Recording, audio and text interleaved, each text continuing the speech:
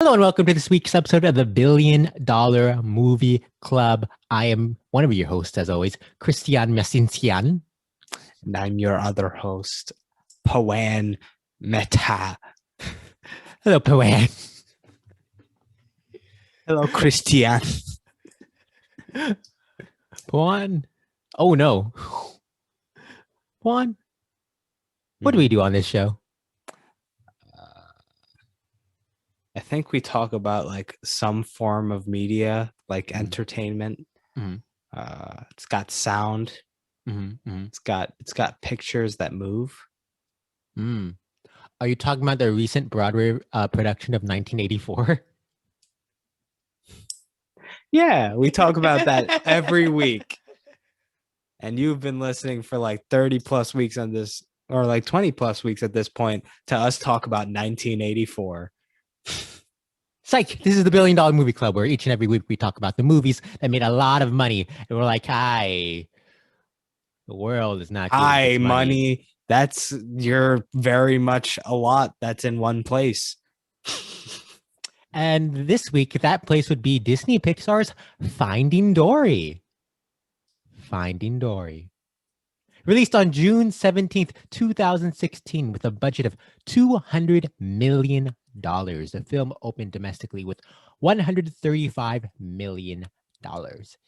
At the time, it was the highest grossing animated opening of all time. Now, Pawan, fun fact, its worldwide opening of $185.7 million, that's a worldwide opening, is the second highest grossing opening weekend worldwide for an animated film. Do you know what's number one? Toy Story 4. Incorrect. Damn it, I had it and now I've lost it because it's a really fun one. Is it Demon Slayer Mugen Train? Not. I apologize. Your boy fucked up. Oh yes, Ice Age: Dawn of the Dinosaurs. Which, why not? The film would lead the domestic box office. I lost my numbers. Damn it. I think the film would lead the domestic box office for 4 weekends. For 3 weekends. 3 weekends. And its fourth weekend, it was dethroned by the one, the only, The Secret Life of Pets. 1 or 2? Juan. Now, there's a press release from the Walt Disney Pictures Animation Studios company people. Not the Pixar peoples. They're owned by them now, so it's they count as okay. October 10th, 2016. Headline: Finding Dory keeps swimming to $1 billion. And Pawan, you would think I'd be better prepared with these numbers, but I forgot to add some facts to this. And really, we host a very professional show. Give me 1 second. Because everyone knows if you keep saying the word professional, someone's going to believe it.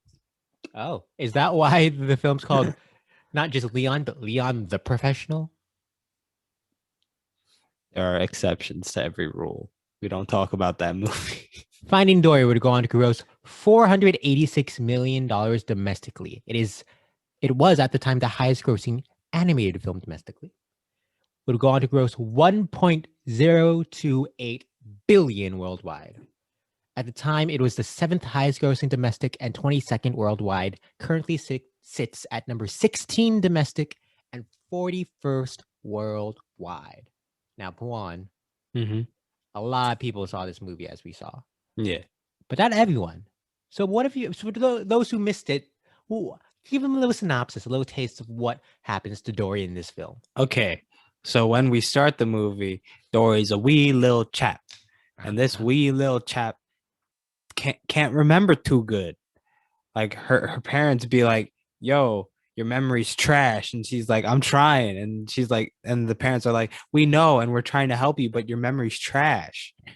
And then like things happen. And then she's like, oh no, I'm separated from my parents. Help me find my parents. I don't know where they were. I don't know. Do I have parents? And then Finding Nemo happens. Yes. And then she's just hanging out with Nemo and his dad. And then she's like, "Oh wait, I have parents. Let me find them." And then she goes to an aquarium of sorts. An aquarium of sorts. Okay. And then she's like, "This is where I was." And then they go through the aquarium. There's like, "My parents ain't here." And then she goes outside. It's like, "My parents are right outside." And then there's a huge there's a slightly big, not huge, slightly big Like third act hijinks ensue they after do that. ensue. Yeah. Yeah. I enjoy this movie. Yeah, it's solid. I remember watching this opening day. My family, we went to the theater, but we did not reserve tickets ahead of time. And that was a mistake. We had to sit separately. I was next to this random family. I do remember at one point, the assumed father of the family is crying at the movie, and then the assumed mother looks at him and kind of laughs at him for crying. Sad. But it is a sad movie. It is a sad movie. There was one moment early on where there was like all these fish that like Dory was just pulling up to and be like, "Can you help me find my family?" And they were scared. And I was like, "You know what? If it was any other fish, I would understand, but this fish is voiced by Ellen DeGeneres. I'm scared of Ellen. I understand. I understand." Ellen DeGeneres has had the oddest career roller coaster. I mean, it's to be currently fair, on a downhill. to be fair, I'm afraid of every daytime talk show host. I'm just putting that out there. Including Rachel Ray. Okay. What? Because she could cook? No, because she's a daytime talk host. There's Whoopi Goldberg. Who's on The View? The entire View is they're the most terrifying. What about the talk? I mean, slightly to a lesser extent, sure, because they're not as good as The View, obviously. Damn, those are Meghan fighting McCain. words. Meghan McCain, terrifying. Is there a reason they're terrifying?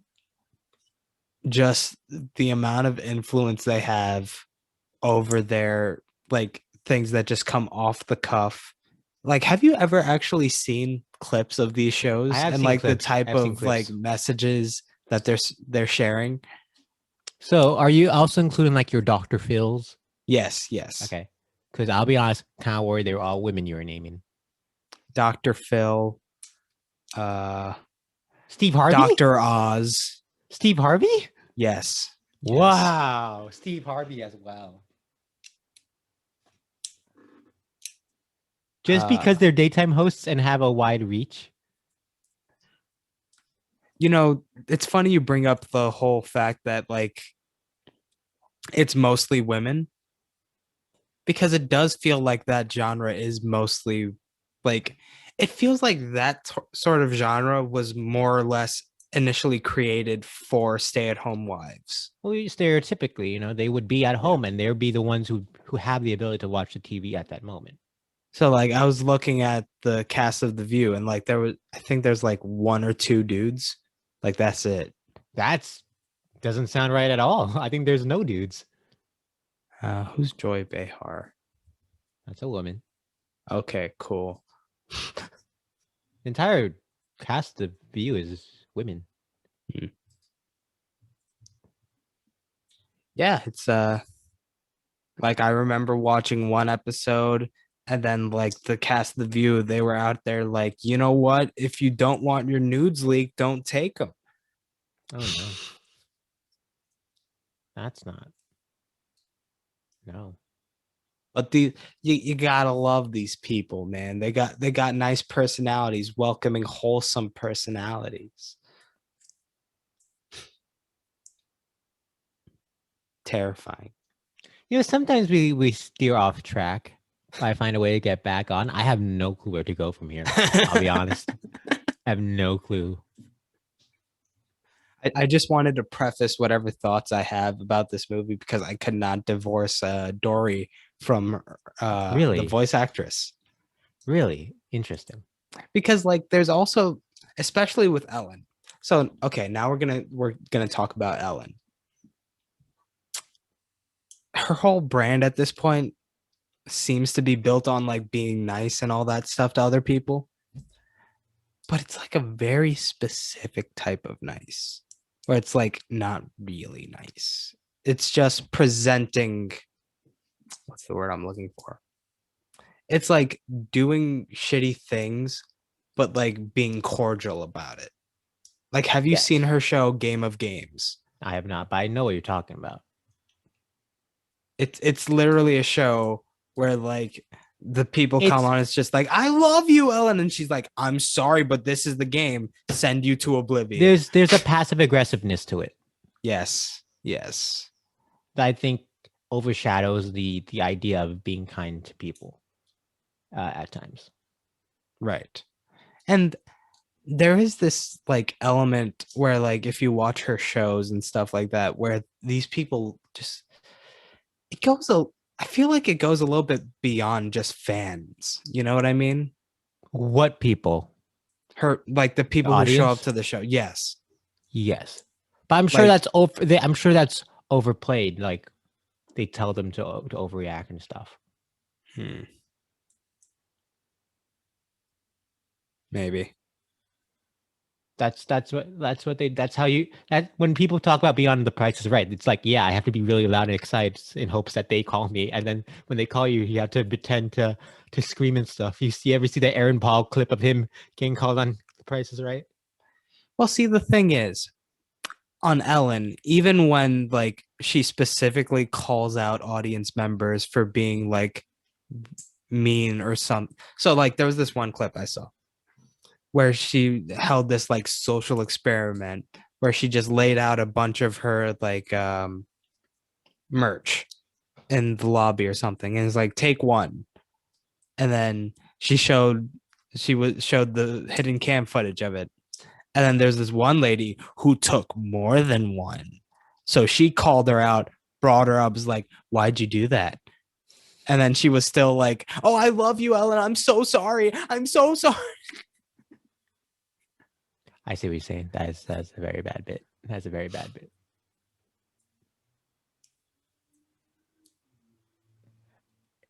I don't know. Ellen's a weird person to talk about.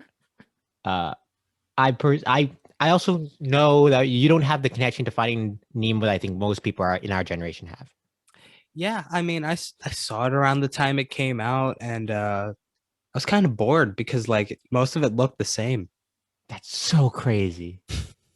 I rewatched it for this, and I'm just blown away by that movie and its epic scale.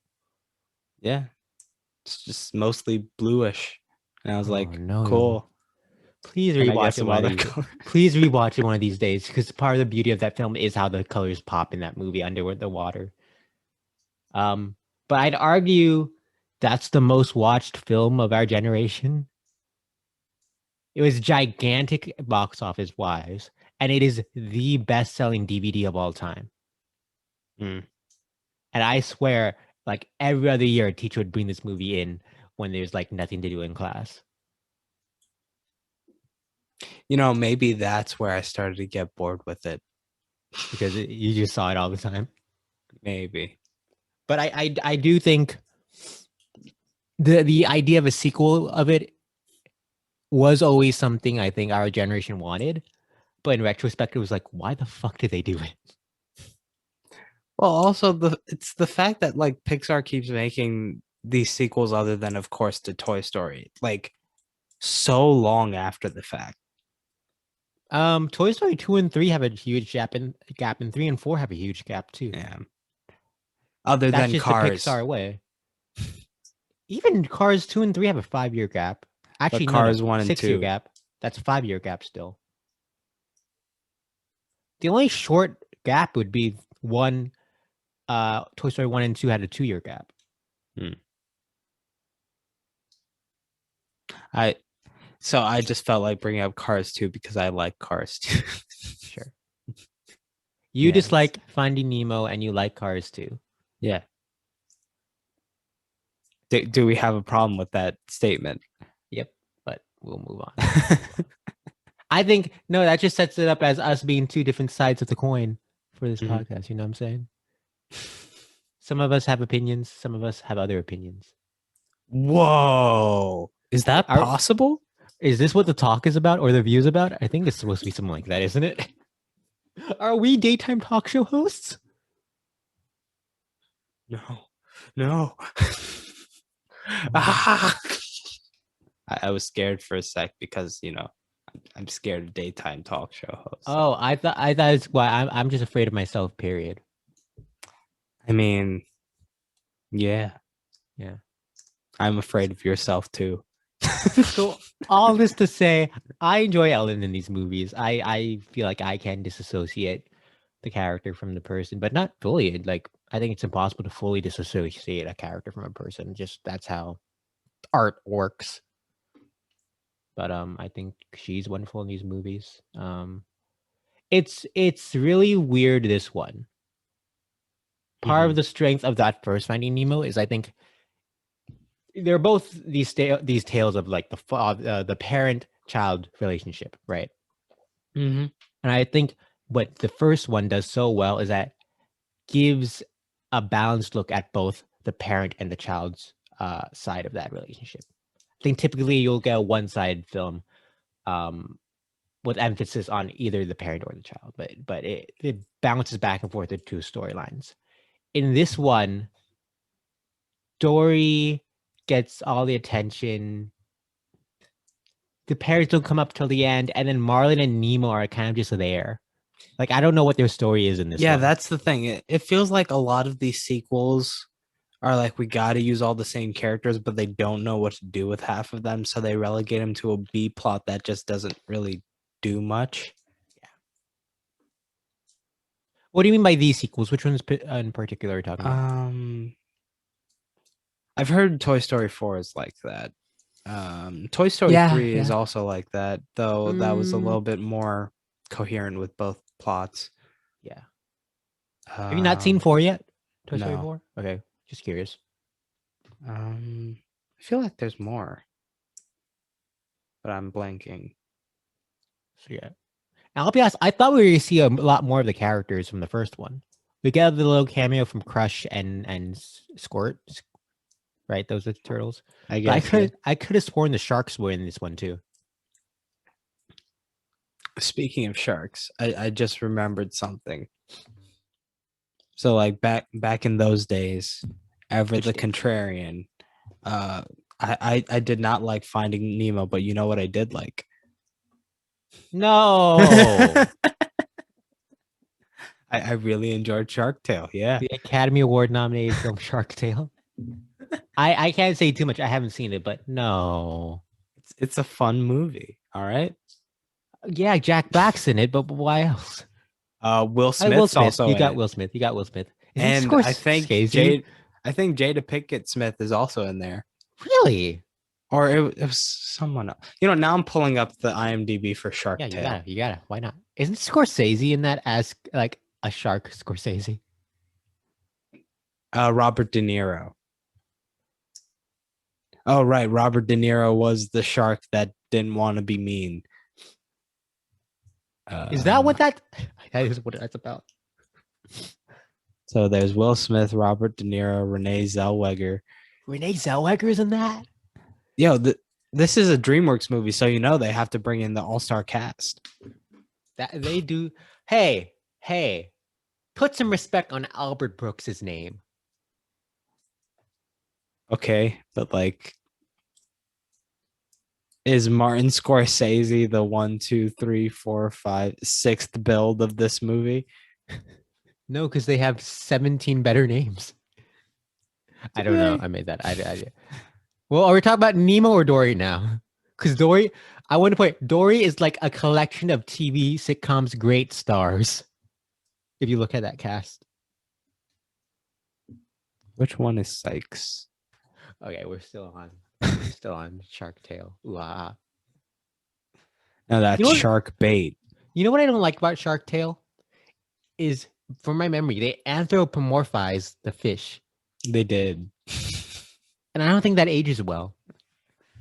I mean, does it need to? Is the question. That just lends themselves to more Rule 34 stuff. You think there isn't for this? We open up a bag of worms. You okay? And this start. You I blame opened you it. last. I No, blame no, you no. from last week. I blame you for last week in our discussion of Zootopia.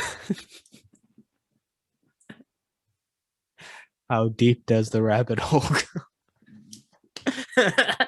So Finding Dory. Although I don't think it's as strong as the first one, I still had fun with this. I think this is very much a kid's movie in the way the first one wasn't. And I don't think that's bad. I think I might. I haven't seen that first one in a while, but I think I might have enjoyed this more. This is the wackier one. Yeah, and also like you get all the different exhibits, you see the land and like the different. It feels more varied. I don't agree with that. There's an epic scale to that first Finding Nemo. And you get, I think the only way you could say that it all feels the same is that there's so many quote unquote scary areas they approach. And so it starts off dark and mysterious. I will say the what stood out in this one. Oh, go on. I just got a great realization. Okay. So, Finding Nemo, Finding Dory, it's the Last of Us of movies. The first one is this epic road trip narrative, whereas the second one, they just skip to the location and just do shit there. Whoa. But if Last of Us came out after, is Last of Us not the Finding franchise of video games? Sure, but we're not talking about Last of Us. That's why we gotta. I see. You do the reverse Yeah. analogy. I see. Analogy, if you will. I see what you did there. Analogy. Repeat that one more time. Analogy. Thank you. So I briefly brought up earlier that there's this film's like a greatest hits of TV sitcom stars. Have you looked at this cast? No. So Bill Hader and Kate McKinnon of SNL fame have brief roles in this. I assume it's the whale and the whale. No, you're wrong. You're wrong. Okay. They're the two fish she meets at the very beginning when she's a baby, Dory. Oh, okay. Eugene Levy, fresh off of well, not fresh off, but actually I think Schitt's Creek was on around the time this was on. Is Dory's dad. Diane Keaton. I don't think Diane Keaton's done a sitcom, but Diane Keaton's Dory's mom. We always love Diane Keaton. The Whales. She hasn't done a sitcom, but she has done at least one comedic movie. Which Diane Keaton movie are you bringing up? Book Club? Yes. Yes. I love that we're on the same page. Where she really phoned it in, where she was like, you know what? My character's name is going to be Diane. All right. Wait, I thought people liked that movie relatively. I've never seen it. It's one of those movies that you could tell they were really phoning it in. Damn. Folding Ideas has a really good video about it. Have you watched it? No, but then how can you tell they were phoning it in if you didn't watch it? You could tell just was Will Smith phoning in Fresh Prince because his character's name Will? You know what? This weekend we're watching Book Club. Was Woody Harrelson phoning in Cheers because his character was also named Woody? No, that's happenstance. That just happened to be the character's name and his name. Yeah, and like sometimes that's the case, but like this one. Yeah. How dare you disrespect Diane Keaton like that? I mean, I'm not disrespecting her. I'm just saying sometimes you just want to get that money, and that's fine. Lest we forget, I think I used the word lest correct. Did I? Lest we forget, she's in one of the most iconic rom-coms of all time. I'm not saying you're a bad actor for phoning in a performance. You could do that. Like that could be something you do. Other names of the comedic sorts. The Two Whales, played by Caitlin Olsen, who, if I'm correct, is It's Always Sunny fame. Yep. Dion, It's Always Sunny. And Ty Burrell of Modern Family fame.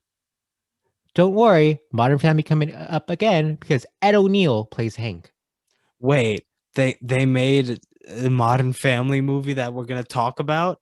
They got two Modern Families, two Modern Family members in this.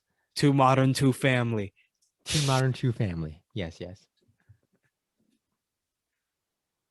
So, yeah, lots of great names. Also, hello again, Idris Elba, 2 weeks in a row on this podcast. Idris Elba was in Zootopia. Oh yeah, and he's one of the sea lions in this one, along with Dominic West, who's from The Wire and The Affair. I know Dominic West. He's good. He's good. And then shout outs to one of the stars from 44th Greatest $1 Billion Movie Club movie of all time, Avatar, Sigourney Weaver, playing Sigourney Weaver. You know, for a second, I was like towards the end, the way it sounded, I was like, is Ellen just putting on an accent and like being like, I'm Sigourney Weaver? Oh, first you brought down Diane Keaton, and now you're bringing down Sigourney Weaver. All right. Star of Ghostbusters, Academy Award nominee for Working Girl. She's showed off her comedic chops and joins this rank of people. All right. I mean, fair enough, but like, she's doing the announcer voice. What do you want? Yeah.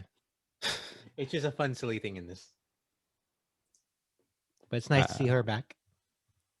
It is always interesting when movies decide to do that.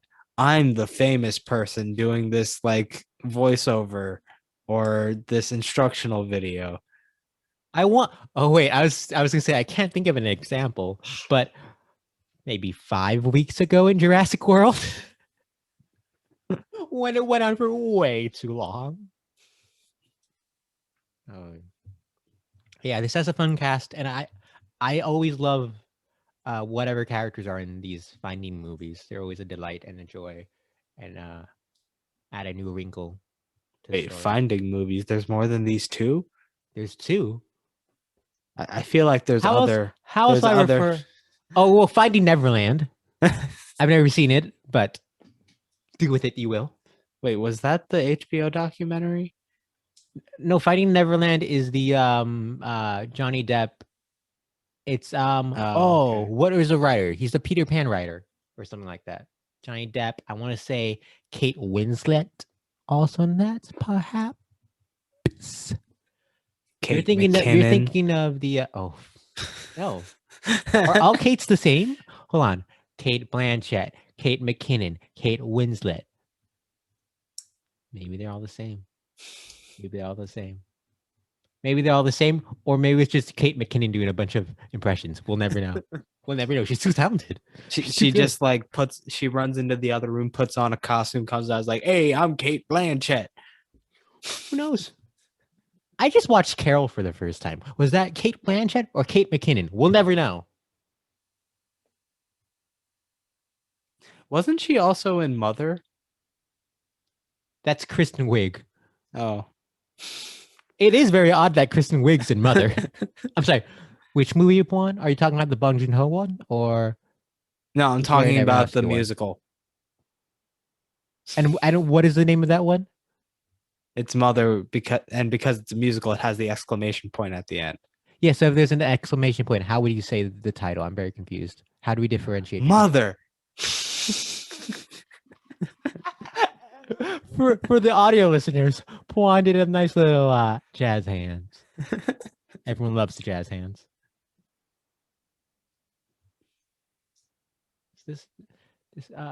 This movie is a delight. I believe it's a little too wacky for my taste.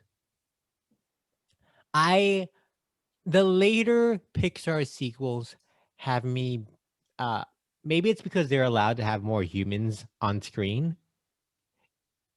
But now my suspension of belief is like, okay, no human saw this happening. No one noticed it. Now when it's the No employees, human can talk fish. there, there's a scene in the first Finding Nemo where the pelican is like talking to them through the glass. I'm like, can that happen? I mean, maybe. So what I'm so since we're not fixing that movie, Yeah. I'm just gonna fix it right here, right now. Wow, a double fix. So for that one, you know what they could have done? What? The pelican could have tapped on the glass in Morse code. Wow, my God. That's a great idea. That's a great idea. But yeah, I when it's like Marlon and Nemo are on a bucket slowly sliding down a tree branch and they get flung into an aquarium and the only way out is by jumping on the water shooting out of the ground. Or like Dory is on a stroller rolling down through the entire place. It's like I enjoy it. I enjoyed it. But like there's a part of me it's like, really? I mean, part of me really enjoys the Pixar movies when they don't take themselves too seriously with those sorts of things. Sure. Then you might like Toy Story. It reminds me of a moment in Toy Story 4 that I don't love. Because But like we'll get to that. that's why I prefer Cars 2 over Cars 1. Cars 1 took itself way too seriously. Whereas Cars 2 is like, Tow Mater is a spy? Pew, pew, pew. Explosion, explosion. We talked about one random animated movie already with a Shark Tale. Do you want to use your second stamp? You only get 10 for this podcast, and you used 5 already. I mean, the podcast as a whole. Oh, I've been keeping track. Listen, I'm gonna grab another postcard when you're not looking and just start making more stamps. Damn it. But this is a fun movie. I enjoy it. I like that there's the scene of the kids reaching into the touch pool, I guess. It was very reminiscent of that scene from Toy Story 3. Exactly. Pixar's trying to teach kids to stop sucking. All right. Get your hands off shit, kids. Keep your hands to yourself. You know, part of me wonders, like, who is that joke for? Which joke? Of like kids being monsters like that. I think it's not that the kids are the joke. The joke is that we all know the kids flippantly mess around with stuff. And so now that rather than you being attached to the kid, you're attached to the stuff they're fucking around with.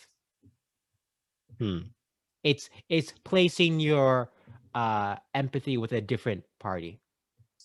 And you understand the terror. It makes sense. It logically makes sense. But like in both instances, it very much comes across like a joke. Yeah, it is a joke. Yes. I guess you said this movie doesn't take itself seriously and you're mad at a joke. No, I'm not mad at it. I'm just trying to figure out like who's the joke aimed at. But you just explained it. The terror that is children. So it's a joke for the adults in the audience. I think the adults and the kids. It's a farcical situation. Oh, I know that's your favorite genre. It's that and hip hop about history. Well, how many of those are there? 2. Hamilton and fuck. I thought I had another one in my mind, but I don't. I lied. You specifically said hip hop. That's the thing. I know. I thought there's like a jokey one in my mind from like someone else made a parody of sorts. Holler if you hear me. Sure. That's history. That's the 90s. Sure. The Tupac musical, Holler if you hear me. You know, I think Broadway really took a turn when that musical didn't succeed. It didn't even last a month. It did not. Did not. I saw it though. You're lucky. I'm one of the lucky few that saw. I'll be honest. I Holler If wish You Hear Me. I wish I saw that out of curiosity.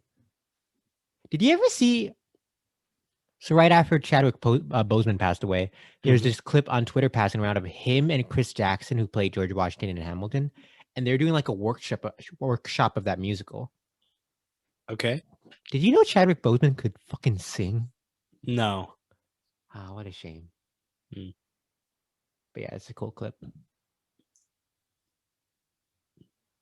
You know what this movie reminded me of? What did it remind you of? Let's keep talking around video this movie. games as a whole. Go ahead. In the way it's structured.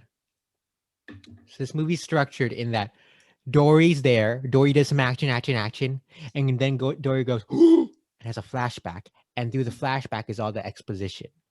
It feels like a video game. Oh, like the when you're mid playing. 2010s where they kept having like amnesia or something for the protagonist so that they could backfill in all the story. I guess. Because I that just feel very like- much was a big thing for a while. I don't know about specific examples in that category, but I just feel like I'm currently playing Rise of the Tomb Raider, Mhm. and you do all the action stuff, and then you get to a cutscene that's like her past, and it's exposition of like, oh, this is what happened, this is how she got here, and I feel like that happens a lot in video games, and like when you get to the cutscene, that's where they get to give the exposition, and so they give all the history. I see you're looking for an example of something. The Third Birthday, know Alan what that is. Wake, I never played it. Crisis 2, I never played that. I played the 3.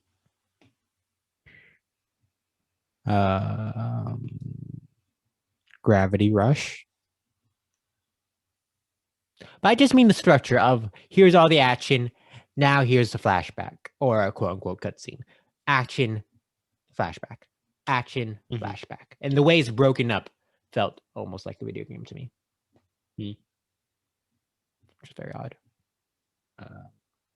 Cool. I think I was gonna say. Oh yeah. I liked the overall theme. It was a nice theme The theme of like people have their own way about going about and solving problems, and it's not just the stereotypical way.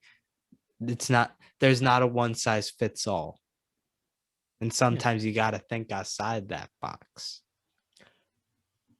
going back to my thoughts of this being like the more of a quote unquote kid film, it feels very much like, oh, there's always a way, you can always do it.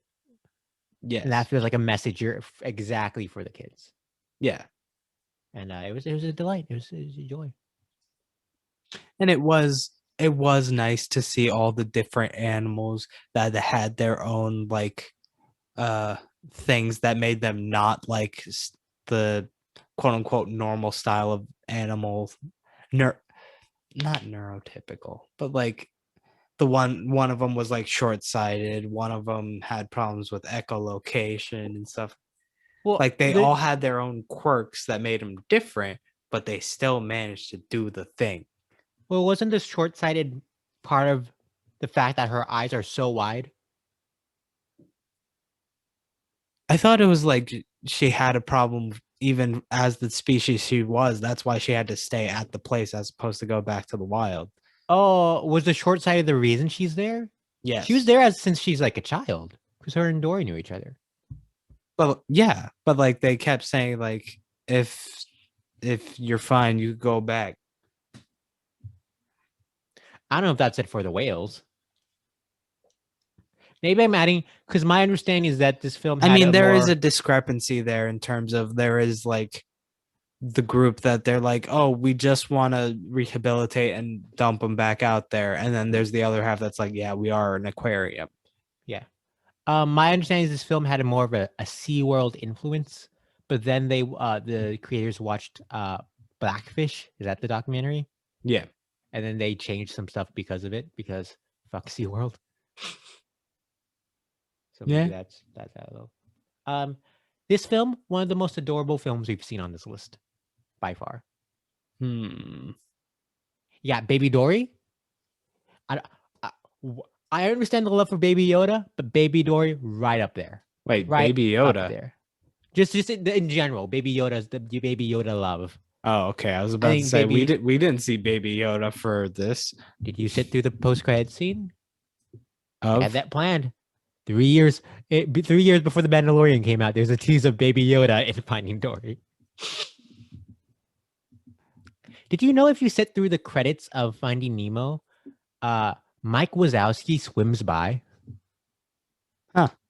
Straight up, Mike Wazowski. Does he have a snorkel? I believe he does. That image does sound vaguely familiar. Very cool. Very cool. But yeah, I think Baby Dory's very adorable. And the other one, the fucking sea otters, the baby otters. You know what was really adorable though in a previous that existed in a previous episode? What? Bane. Bane was very adorable. Oh, Bane, you think your punches would be loud? No, silly, you think you have loud punches. I can't hear that. Can you try again? Or no, it's getting muffled out. Your mic's too good that it thinks it's outside noises, and so it's it's silencing your. I don't know if that was heard or not. Yeah, so moving on. But yeah, this is a very adorable movie. Shout outs to Thomas Newman. You familiar with Thomas Newman? You know you're familiar sounds with like Thomas Newman. Sounds like Randy Newman's relative. He is like his cousin or something. But Thomas Newman's composer. He did the first Finding Nemo, which is incredible. Dory's just as good, I'd say. Familiar friend of the show, for he scored the #1 greatest $1 billion movie club movie ever. Minions. Skyfall. Later would go on to do stuff like 1917. He did stuff like American Beauty, one of the best. Speaking of video games that are movies. 1917. That's fair. Yeah. That's fair. I don't know if it's because cinema means it would be better as. Would Finding Dory be better as a video game? Hold up. I'm picturing the Finding Dory video game now. It's kind of dumb, but I want to play it. So there was a Finding Nemo video game that I gifted to my cousin one year. Yeah, but that was back when like all movies had tie-in video games. And I don't think he was able to manage to get past the like beginning area. He didn't set off on the epic adventure. Oh no. Wait, was he just replaying the scene when the mom and the babies die?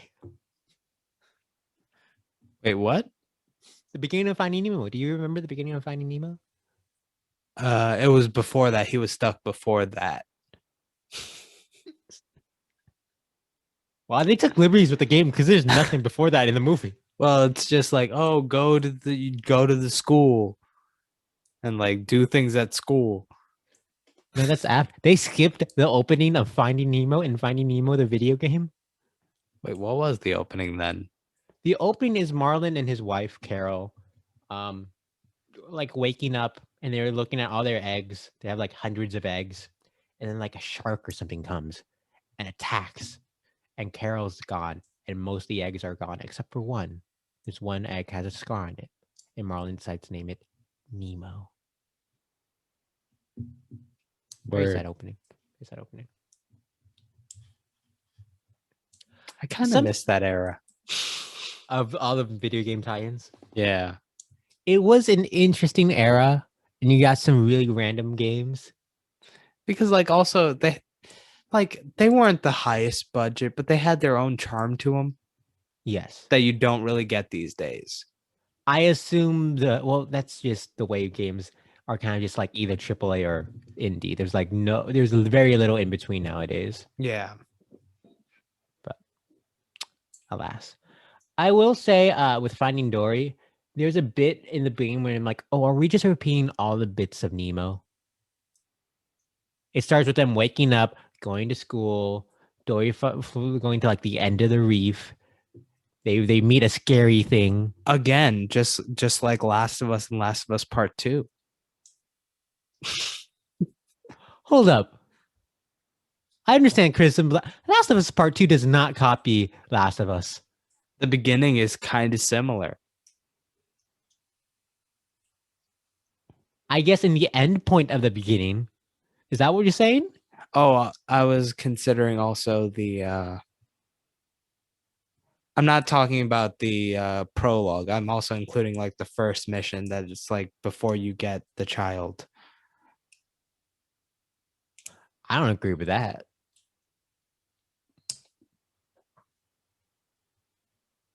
Whatever. You mean going around the town and exploring and talking to people? Yes. Well, that's just a video game thing. And then just having that first mission is like, go do this thing. And it's like, oh no, it went bad. I think that's just a video game thing. Is it not? I mean, probably, but just because we talked about that one. Oh, you mean the Finding franchise of video games? Yes. I had to crack my neck. I hope it wasn't caught on. And like, and how this movie, much like the Finding franchise of video games with the second one, they were like, oh no, this is about to become the same thing. So let's just skip over the road trip. I have a question for you. Yep. How were Marlon and Dory able to contact Crush again? See, hidden in Marlon's fin, he's got this like phone that he uses. He's got the emergency Whoa. contacts. Wow. Damn it, I should have saved that for later. It's fine. It's fine. It's fine. Something I noticed with this movie, watching it back and back with the first one. In the first one, I found that the underwater visuals stuck out and really struck. But when you get on land, it didn't age well. What? That's funny because when I remember as a kid, I was like, yo, they're on land, something new. But no. I understand that probably at the time it looked great, but the way that the environments and the textures and all of it, I'm not saying that it necessarily looked better or whatever. I'm just saying I was excited to be in a different environment. Please rewatch Finding Nemo one of these days. Anyways, I'm watching Finding Dory, and I found the underwater stuff was nice, but it didn't feel like a huge step up from the first one. I'm sure it was. And I think quantity-wise, there's a lot more filling the screen, but it just didn't pop as much. But also, weirdly, you're not underwater. Like the percentage of the film isn't as much underwater as the first one. Does that make sense? Yeah. And so, like the grass or the You know what they were doing? What? They were hopping from checkpoint to checkpoint. The checkpoints being bodies of water. Are we continue with the video game motif?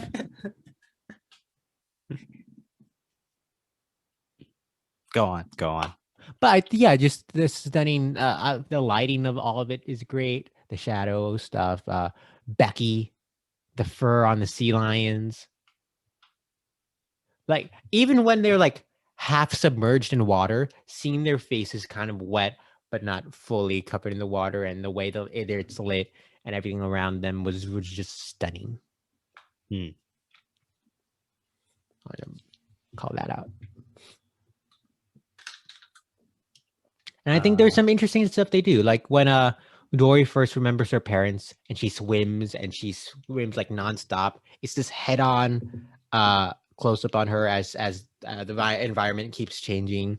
Yeah, kind of that again later on when she thinks her parents are dead and she's in the tank, and the world kind of just closes in on her as she has this panic attack. It's cutting between all the different people trying to talk to her and close in. Yeah, they definitely like put you in Dory's head with this one. Yeah, in terms of like expressing how she bees. How she bees? How she bees. She collects bees? Wow. Also, something I noticed, and maybe it's because these aren't humanoid characters like, say, a Toy Story or a Despicable Me, but Oh wait, what are you talking about? Humanoid characters in Despicable Me? like a Gru or like or like the Scarlet. What is Sandra Bullock's character's name? Wasn't it like Scarlet Overkill or something? Yeah, or even like a John Hamm character.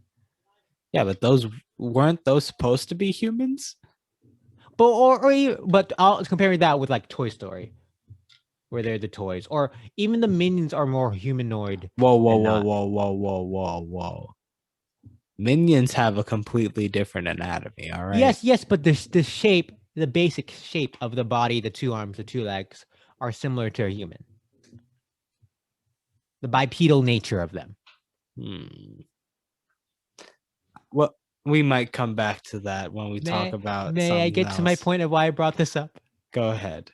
It kind of shocked me to see these films do like over the shoulder shots, over the shoulder close-ups of the characters, and just the way Pixar is able to replicate your typical filmmaking in this animated landscape wows me and baffles my mind.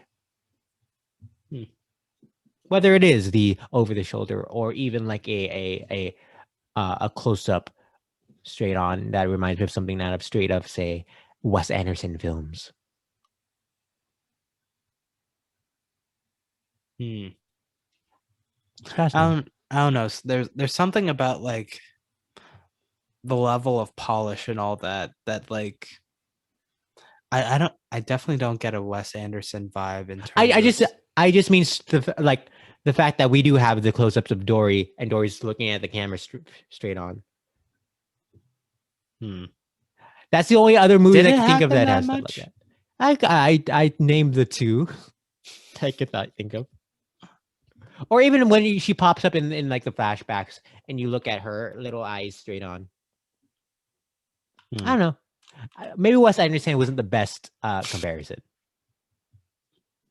Because I mean, this is still, for the most part, feels like a traditional movie in the sense of like it's not too overly artistic. Okay, I could see what you're saying with that. But what does that mean? What does that mean? Because I feel like that's an insult to all the people animating the film. Well, I'm talking about artistic in the artsy fartsy sense. It doesn't feel like it's saying something larger about the world. Maybe it's driven by the characters, unless I don't want to say No, I'm just political, talking about in terms of just cinematography and stuff like that. Just overall shot composition and the like. You're not getting like a Roger Deakins Blade Runner 2049 type shot. Yeah. But Yeah, even that's like what I mean. Even like this, I thought of the scene when Hank is holding Dory in like a plastic cup above the open space aquarium. And you get the sliminess of Hank's tentacle. You get the plastic cup, and you get the water that Dory's in, plus the water surrounding the cup that like has spilled out. You get the entire open space aquarium and all these layers upon layers of detail and tangible textures. Whether it is Again, it is very, very, very polished. I will give them that. Like they spare no expense on these movies. $200 million worth. And I also love there's like a gleam to their eyes in this one that I don't remember from that first Finding movie. And it adds a lot to the characters and in the moment.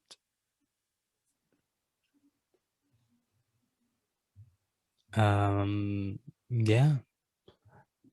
I'll be honest, I don't really have too much to say about this one. It's a delightful film. It's not fun. Solid. I don't know if I need What a Wonderful World when the truck jumps off the cliff. That felt like a random song, like it worked. But it seemed so out of place. You know what? I'll save it for later. Okay. Yeah. Fun cast of characters. Delightful. Adorable. Marlon and Nemo could have used some actual stuff to do, but I mean, there was a bit of character development for Marlon, I guess. But I also felt like so much of Marlon was a retread of the first one. I guess. Oh, you're stubborn. Stop being stubborn. But in this one, it's not just that, it does fit into the theme of this one a bit more. Which is like everyone thinks and works in their own ways, and we gotta respect and work with that. So individuality, will you say that's the theme? I guess on a very, very, very basic level.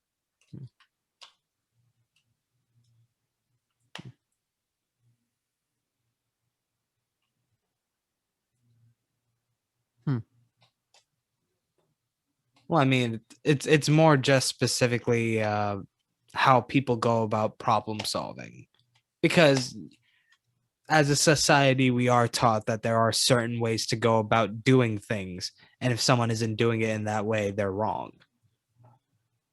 Sure. And this movie fights against that. Because Dory. Yeah, and the other characters to a bit of a lesser extent. Like how, also in terms of how people uplift each other in terms of what they are capable of. Well, on that note, is not the main theme of this film similar to, say, the main theme of number 2 greatest billion-dollar movie club film of all time, Furious 7? Family. Family.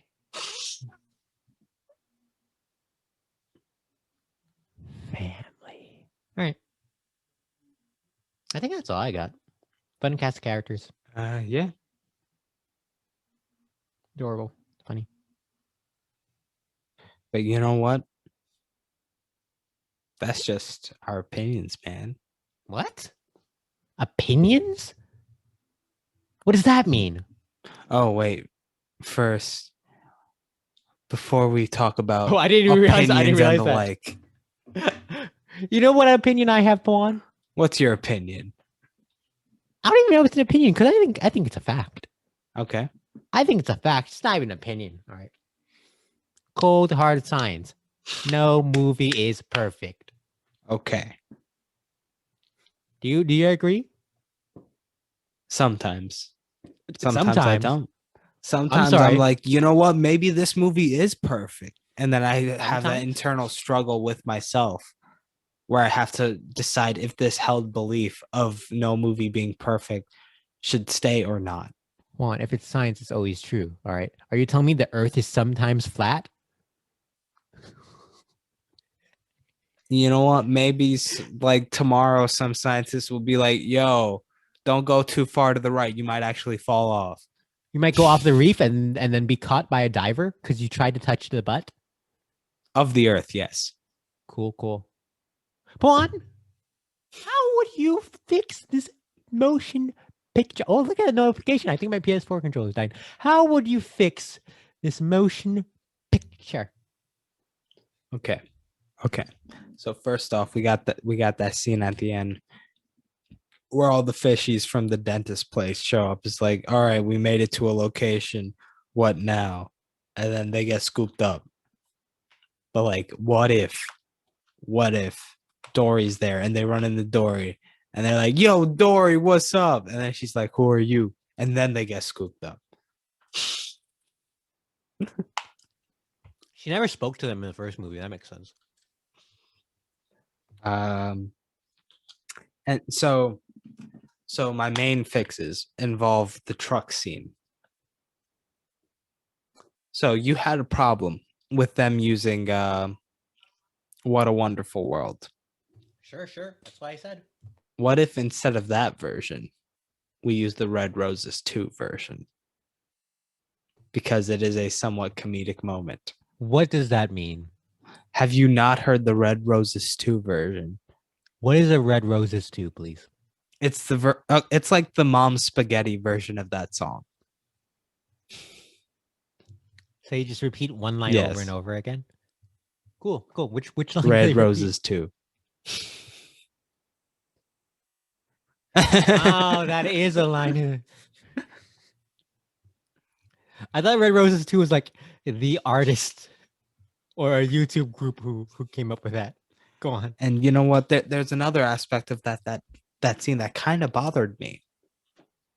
Whoa, what? All the fish that were in the tanks in the back of the truck. I don't know how they feel about the situation. Where, you know, they were initially planning on going to Minneapolis, was it? Cleveland. They were going to go to Cleveland and be fish in captivity there. And now all of a sudden, bam, I guess we're outside. So, like, you know what? Maybe if we could get just add a C story. We got an A and a B story. We need a C story, which is all. Wow. Wait. So as the A and B stories wrap up, you're like, you thought we're done, but see this story, our C story. And then it's like all these fishes are just like, you know what? Like maybe there's one fish, like all the fishes are excited to like go to a new location. And then one fish is like, you know what, guys? Maybe we don't need to be confined by glass anymore. And then like that fish slowly convinces the other fish and it proliferates throughout the back of the truck so that once Dory and the squid actually get hold of the truck. The squid? The octopus. Oh, yeah. Speaking of the octopus, did the octopus only have 7 legs? I don't know. I didn't count. It moved too fast. Because, like, Dory kept calling it the septopus. He said it, but don't octopi tentacles Exactly. Grow back? That's what I'm wondering. I watched a documentary on that. It's a terrible documentary, but I watched a documentary. Whoa. You mean Oscar-winning terrible documentary? Oh, you know what else is Oscar winning? Suicide Squad. It is. Fantastic Beasts and Where to Find Them. Yeah, but like those aren't Oscar winning for being the best type in its category for like overall film. Yes, it is the best overall film, best hair and makeup, and best.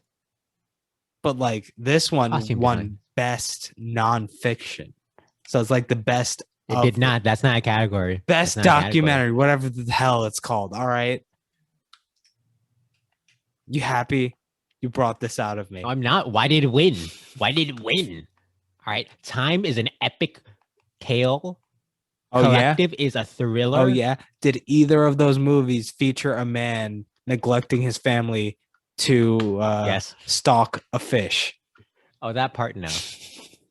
But you could argue it feels like there's neglect in one of those movies. But was it to stalk and potentially harass an octopus? The mole agent's about this like 83-year-old man who's like a spy who goes into a nursing home and spies on them. Isn't that adorable? I can't think of the 5th documentary. Oh, Crip Camp. Crip Camp's terrific. So yeah, maybe that fish convinces all the other ones to be you know what, see the move to Cleveland as maybe a bad thing.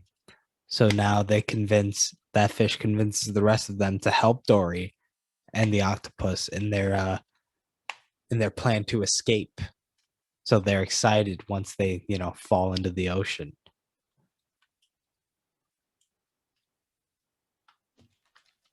Those are my fixes. You know what bothered me about that scene when the fish kind of escape? Mm-hmm. The fact that there's this little fish who's excited to escape, and the bigger one comes and eats him, and then an even bigger one comes to eat him. I'm like, oh my God, that's traumatic.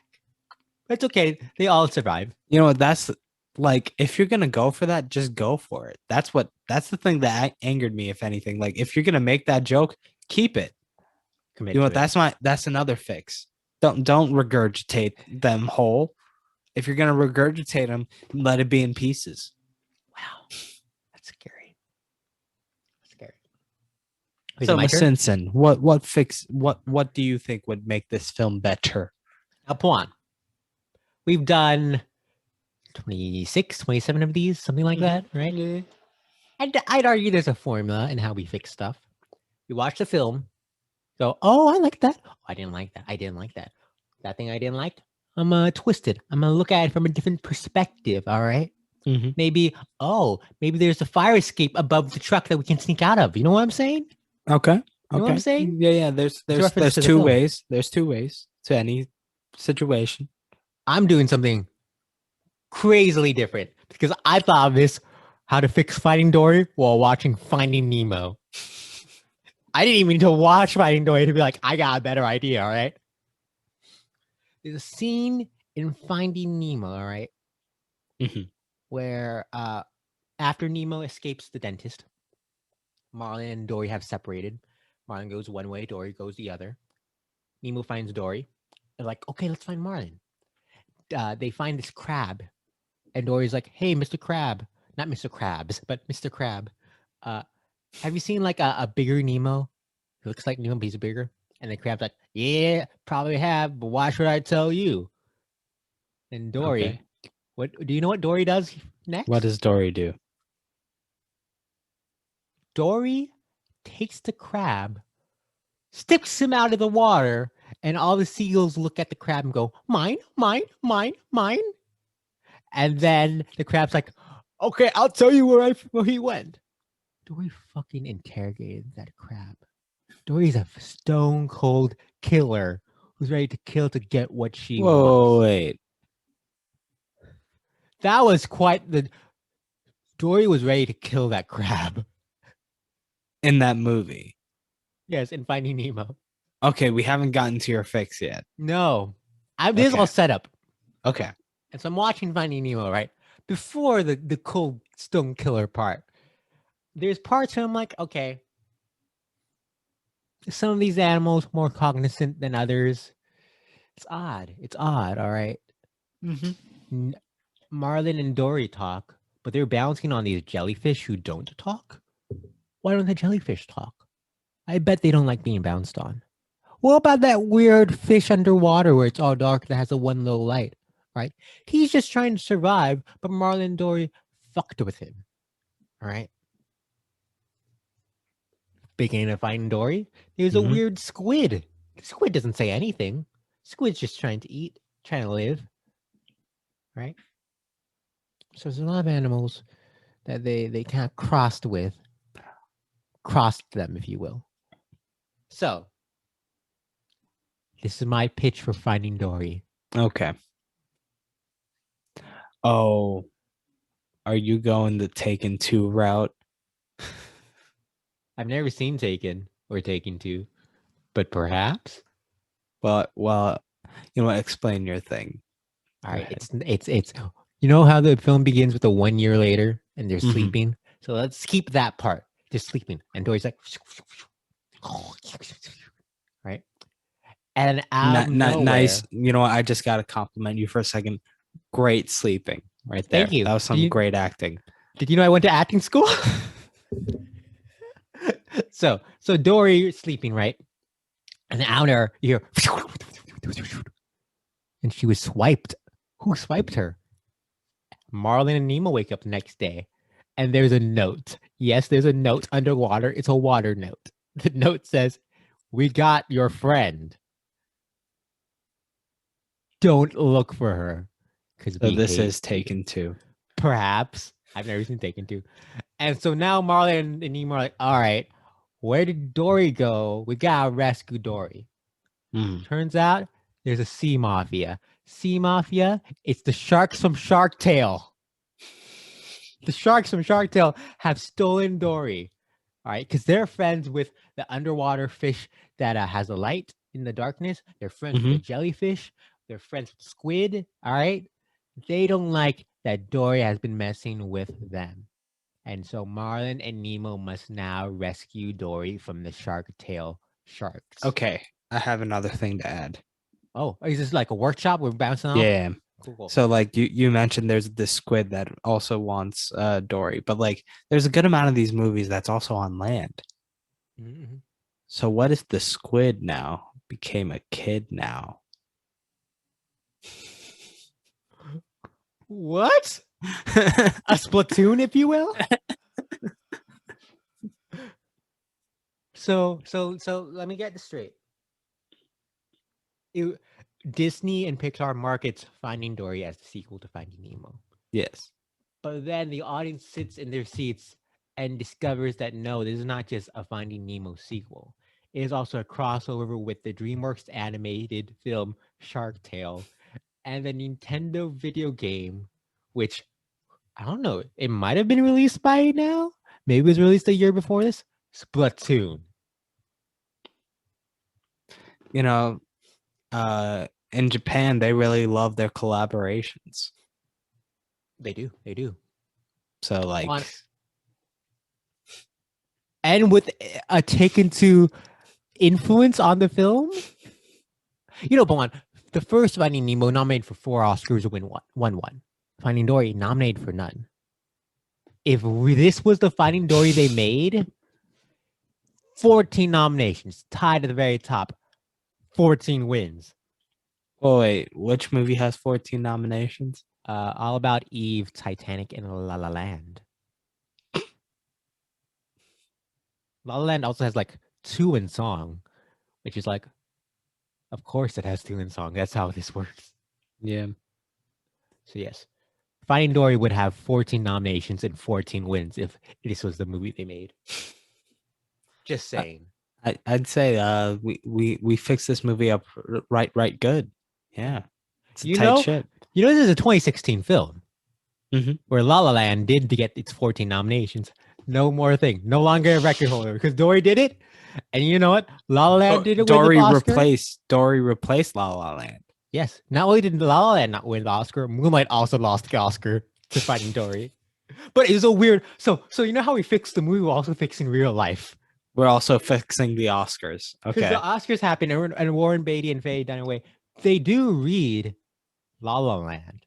Mhm. And that fiasco happens. And then the envelope. But this is also Moonlight. a situation where La La Land hasn't been nominated, so they're wondering why it says La La Land. It doesn't have 14 nominations, but when the film's that good, it'll get like 3. It'll get the Brooklyn 3. Brooklyn had picture, acting, and screenplay. So that's the 3 La La Land will get. So La La Land's announced as winner, and then they're like, no, Moonlight won. And that happy moment comes. This historic moment in Oscar history happens when a film about the little black gay kid wins Best Picture. It's incredible. And 5 minutes later, like, no, hold on. We just got word Finding Dory won. And Ellen DeGeneres comes up by herself to accept the award. Just Ellen DeGeneres. She was already there. She hosted the year before. And so not only did we fix Finding Dory, we fixed life. I mean, if anything, if Ellen DeGeneres shows up by herself to accept that award, honestly, that would be even more terrifying.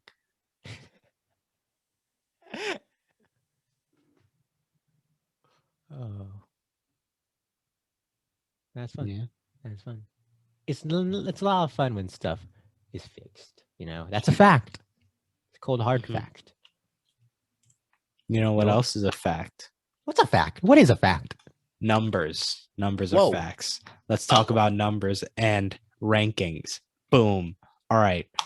Where are we going to put Finding Dory among our list of billion-dollar movies? Well, it's time to rank Finding Dory. All right. As always, we flip a coin. Heads.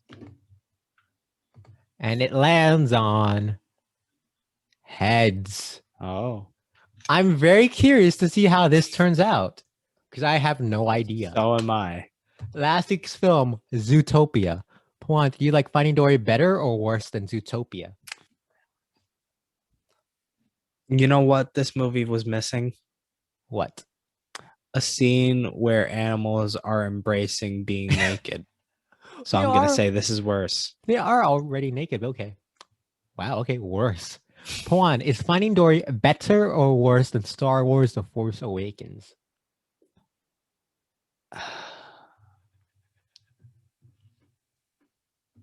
Go worse. Really? Yeah. I didn't see that coming. Is Finding Dory better or worse than Titanic? Yeah, it's worse than Titanic. Wow. Next film, better or worse than Jurassic World? I think it's better. Wow. Better. All right, we have 2 slots. Please be 2 20. slots. Please be 20. 20 to 21. Do we just want to hit once or best out of 3? Let's do best out of 3 unless Why it not? does hit 20. All right. Hitting generate. Generate lands on 21. No. Generate lands on 20. Oh my god. 21. The 21st greatest film on this list. Wow. I didn't know this was where it was going to land. That's an interesting place. Oh, I You don't want to put a space? Yeah. I forgot. All right. Let's recap the list. Do you want to start At off? or am I starting off? 47, we got Pirates of the Caribbean on Stranger Tides. At 46, Alice in Wonderland. At 45, damn, that is so low. Toy Story 3. It's been like 15 weeks since we did Toy Story. I mean, I see why it's very low now. At number 44, Avatar. And number 41, Transformers Dark of the Moon. At number 40, Avengers Age of Ultron. And number 38, Transformers Age of Extinction. Which, At yeah.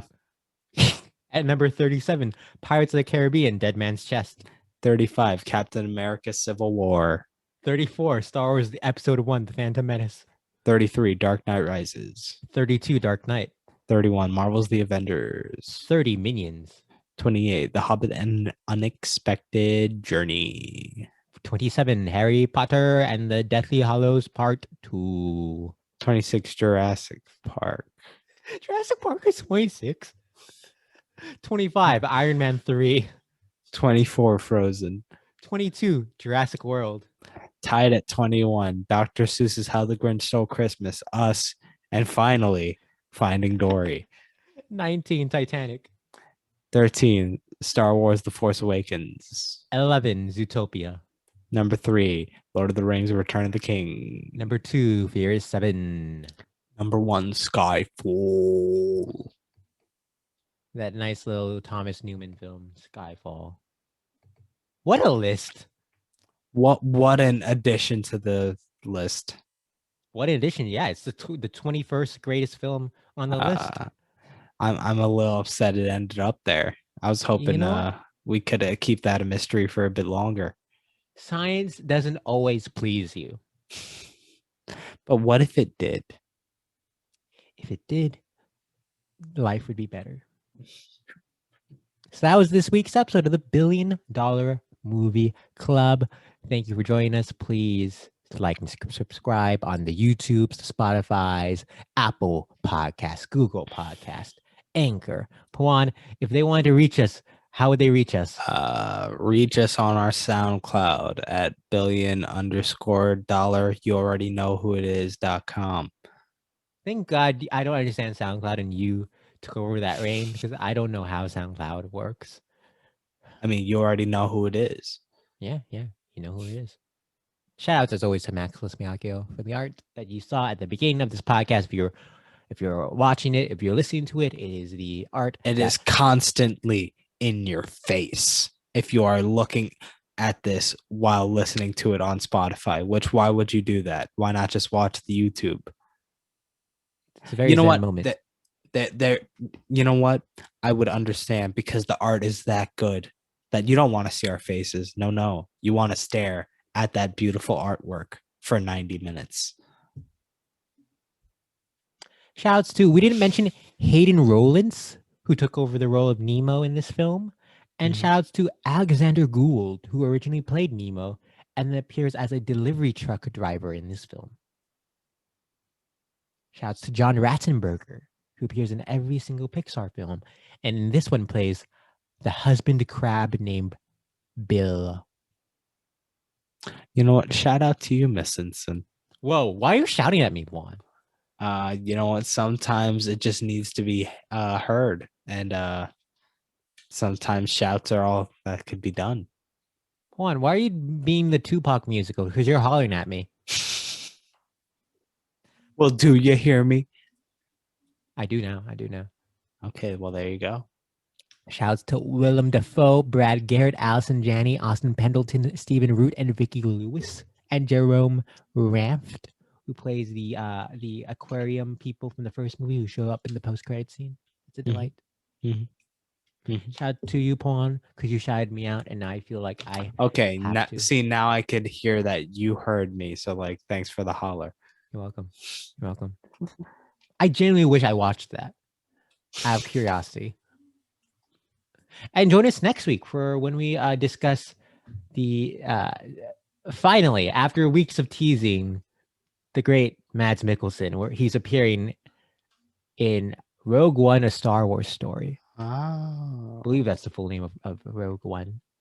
Starring Felicity yes. Jones. I just saw Felicity Jones in Midnight Sky. That's a good movie. It's a solid movie. It really says something about the quality of a film that you make a statement and you have to walk it back. That film has some great moments, but is a bit of a mess. I think it's worth watching, but it is a bit of a mess. But not as worth watching as Rogue One, a Star Wars story, if you want to keep up with us as you've been doing as a diehard loyal fan. How do you know, Pawan? Based on your logic, you don't have to watch the show from the beginning to watch it. So maybe this is their first episode. I mean, listen, if we had a daytime talk show, would you show up and be like, yeah, Pawan, yeah, Masinsen, woohoo? Yeah, there's a little sign that tells them when to applaud and stuff. Turn it on, turn it off. And like, if we called you out specifically and made fun of you, would you still keep that same energy? That's how you know you're a fan. Or if you use to cool off other people, you're a fan. Or if you have spinning blades that go in a circular motion. And maybe you spin on an axis around the room known as like an oscillate type feature. Wow. Oscillation, yes. Pawan, this is like post-credit material we're using in the podcast. Let's save it for later. So join us next week for Rogue One, a Star Wars story. And remember, just keep listening. Just keep listening. Just keep listening to the podcast. What do? We listen to the show. Now this is podcast. These are all so dumb. I hope you realize all of this is going in the post credits. I'm the one who decides. No, it's not.